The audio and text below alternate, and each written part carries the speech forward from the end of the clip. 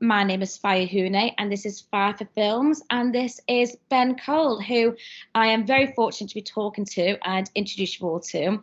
I found him on LinkedIn with some very, very inspirational posts, and luckily he's taken some time to actually talk to us and about what he does.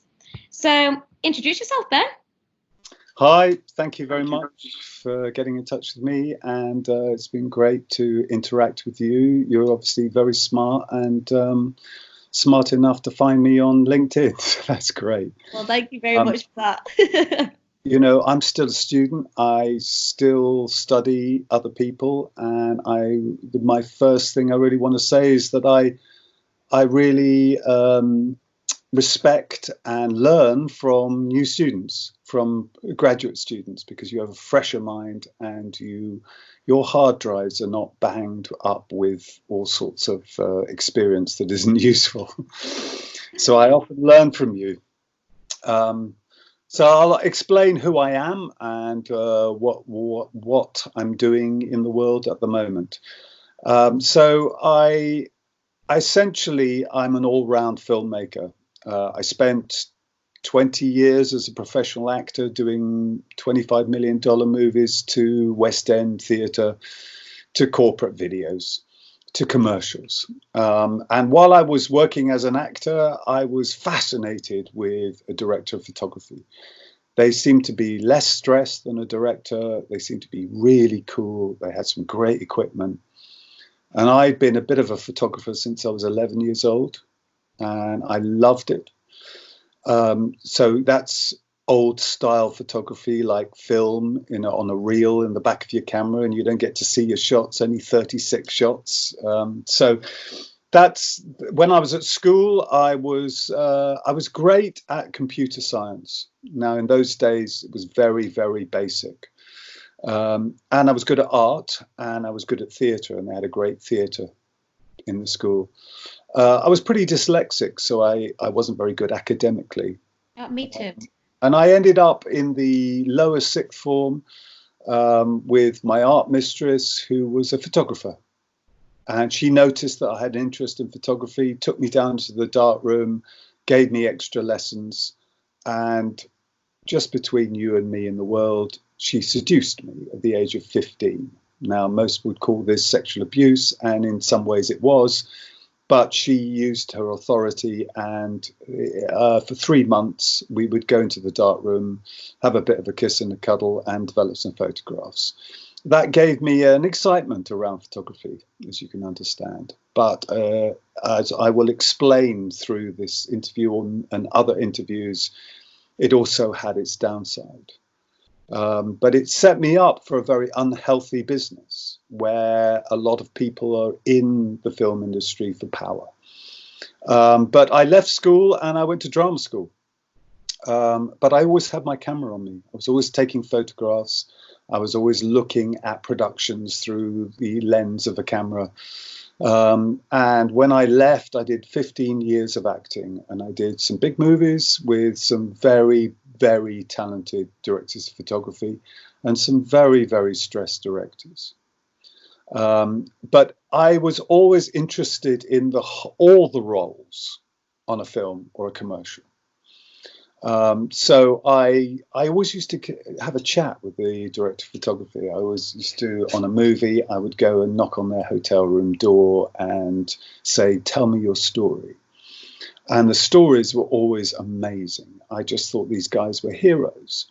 And they were always so quiet and cool, whereas directors seemed to be shouty and stressed. But I grew up with two brothers who are directors. One's a top commercials director in Hollywood, and the other's Nigel Cole, who directed Calendar Girls, Saving Grace, Made in Dagenham, all these British movies. But directing's taken a toll on him. And I recognized that I made the right choice in starting off going through cinematography. Since then, I've directed, I've shot my projects called like One Giant Leap Launched Me, was nominated for 2 Grammys, won film festivals. As soon as we, it was innovative. It created a whole new genre of music video and documentary mixed together.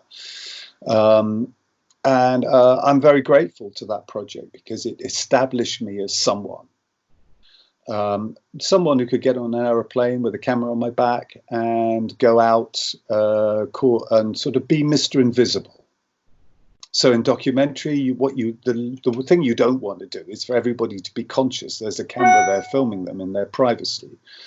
So I got a name for filming indigenous tribes and ceremonies and going in very sensitive environments and building a good relationship with indigenous elders and wise men and scientists and Nobel Peace Prize winners. So when I got with a Nobel Peace Prize winner to interview them, I was sort of 35. I knew very little. I only had 2 O-levels, and I would sit with this guy with 15 degrees, master degrees, and a Nobel Peace Prize. And the first thing I would say to them is, look, I've got 2 O-levels. I'm smart, but I don't know what you're talking about most of the time. So please make it clear.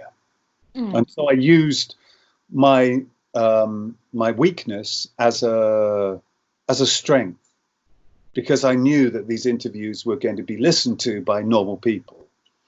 And that's my first piece of advice to people leaving, really, is do what I did, which was know how I am limited, know what my weaknesses are, and put your hand up and say, I'm not good at this, but I am good at this.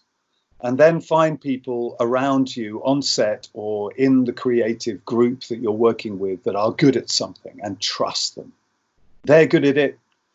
So my first film, a black actor came to see my warehouse. I just completed a film with film students. I'd done a 3-day course, how to load a 16mm camera. And these 2 German film students had pinned their teacher up against the wall saying, all we've done is shot a DV camera. We want a 16mm camera. We want to leave this film school with something that we're proud of.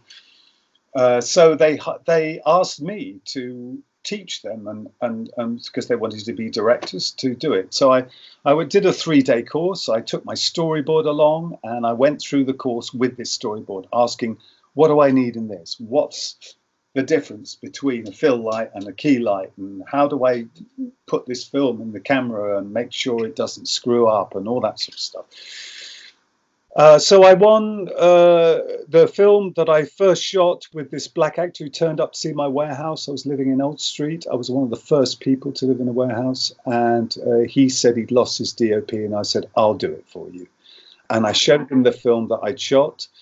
And he was really impressed. And he said to me, I know nothing about cinematography, Ben. That's up to you. I'll direct the actors. You work it out. And this is the other thing I've noticed over 40 years of making films, is that whenever a director has said, look, you know what you're doing, I'll leave that to you, I have taken the responsibility, created a style, because it was mine.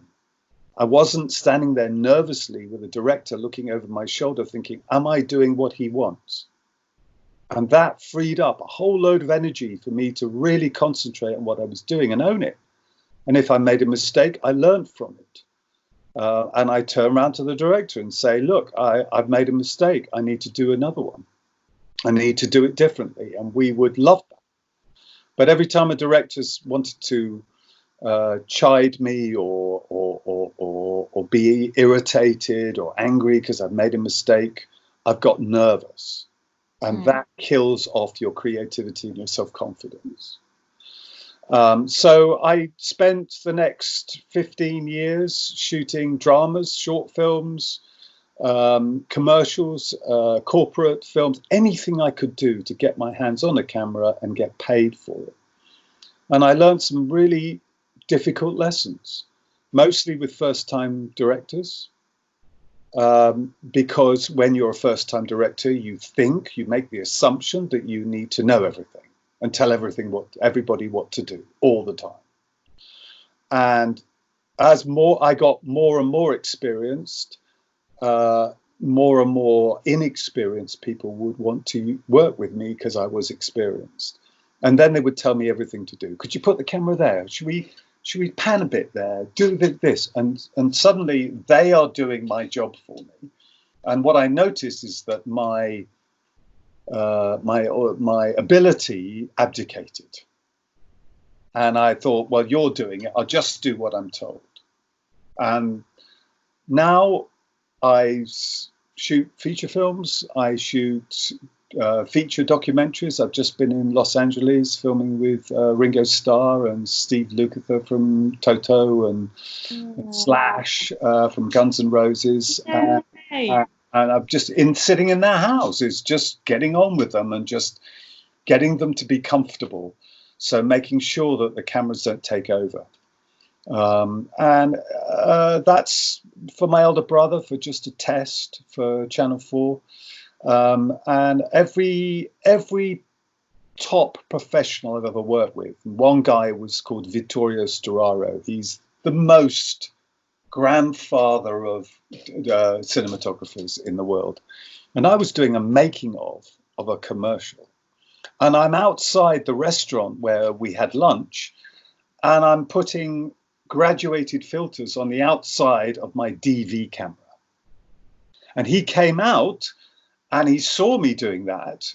And he said, oh, that's a really good idea, because digital video doesn't have much latitude and you need a graduated filter on the outside. And he said, and we had a little chat, and he said, right, you're having lunch with me every day for the next 3 weeks. Wow. Sat with him, and I asked him questions, and I asked him how he worked and what his advice was. And I took interest in him. And many of the top professionals I've ever met in my life. When I was an actor, I went out with a famous director in Italy who'd been a first AD, who'd been a cameraman, he'd done everything. And I spent the whole evening asking him about his experience, because he'd done pretty much every job on the film set. And at the end of the night, he said, you know what, Ben, I think you're a brilliant actor. Oh, that's lovely. I hadn't even acted. All I'd done was take an interest in him. So we come from most of the profession is very narcissistic. People get authority and it's all about them. So if you are interested in them, they think you're amazing, because most people want to talk about themselves. But I'm much more interested in other people. Like, you took a step back and you were like, I think that's really good, because a lot of people these days are very self-indulged, aren't they? Yeah, they're self-centered. And of course you have to be. If you're not really confident in what you do, you've got to fake it till you make it, as head of Virgin says every day, but you make mistakes then. And in the film industry, if you make a mistake as a runner and you are running with the mag or from the camera to the editor or the DT guy in the house, and you get distracted and you leave the mag in the catering because you're making yourself a cup of coffee and somebody spills a cup of coffee over it, the whole production is ruined. So you can't make mistakes. And everyone's so nervous about it. You get sacked, So the best way when you're first entering the profession is, when you make a mistake, to admit to it. Because if I admit that I've ruined the mag, or I've opened up the canister of the film and exposed it to the light, we can do something about it. But if you wait until the edit and they discover it, they'll never hire you again. But if you reshoot it, if you speak up and say, I am accountable for my actions, I know I've made a mistake, I'm not very good at this, so please don't ask me to do this again, or now ask me to do this again because now I've learned what not to do. Yeah. If you hold your hand up, then people respect that. But if you fake it and try and blame someone else, or try and do something to cover it up, you can end up being really in trouble. Sorry, I've already got into advice, but I'm sort of known for documentaries, going to strange cultures in the world. I think that's pretty much over now. I've turned 60 a couple of weeks ago. And it's a young person's profession. But I still known for it. I've been out in Namibia with the Sand Bushmen, the Kalahari Desert. I've been with the Pygmies in the Congo with Bruce Parry. I've been all over the world with One Giant Leap and What About Me, which is like 52 countries at a time over 6 months, where you land in the country and you've got to start filming immediately. And so I've known that I can slip into a room, be gentle with people, and they don't really know I'm filming. They know I'm the guy that's going to be filming, but they don't know when. And that's my hypervigilance that I've got from the wounds of my childhood made me hypervigilant. I had a pretty tough childhood, and so I'm now training not only in the film business, but I'm training in subjects that I want to make films about. So I'm a member of a band of brothers who mentor young offenders out of prison, and we take them on an initiation. And I make films for this charity. So I interview young offenders when they get out of prison, and I interview them when they're about to do our initiation and when they're going through it. And we see the change in young men who are damaged, don't know their fathers, and have had a really tough childhood. And then we watch them blossom and bloom and become the leaders they were born to be. And I had that childhood when I was a child. So if you're going to work on a film project for a year or 4 years, it takes about 4 years for a feature film to really, from beginning to end, then make sure that you're really interested in that subject. And those subjects are often where your wounds are. You know, if somebody has been anorexic for years in their teenage life and they're on a documentary about anorexia, they'll love it. There's something inside of you that needs to learn this stuff. So often now I teach, and I have this, what you read on LinkedIn, I teach young actors and filmmakers. I teach them in what I've learned from all the mistakes that I've seen, that I've witnessed, that I've made myself. And I teach them, how do we work in an intense environment for 18 hours a day, 7 days a week with mates to try and get this film together, and what can ruin it? So how do I, if you say a comment to me on set one day that really upsets me, I don't want to work with you anymore. I don't want to, I want to avoid you. Mm-hmm. And that, if I'm working with you, is a killer for coming up with ideas, collaborating, covering each other's backs.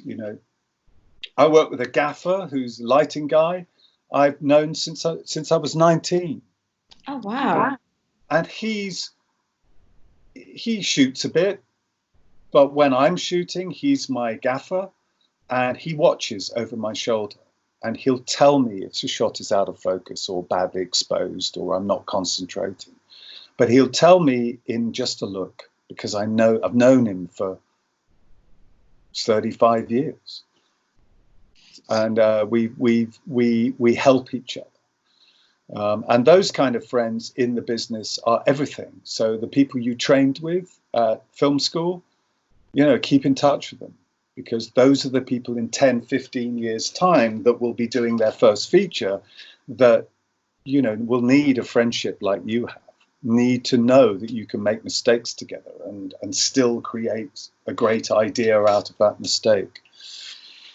So, yeah, that's really who I am. I'm still going. I'm still very active. I'm still fit and healthy and worried about the film industry from this coronavirus.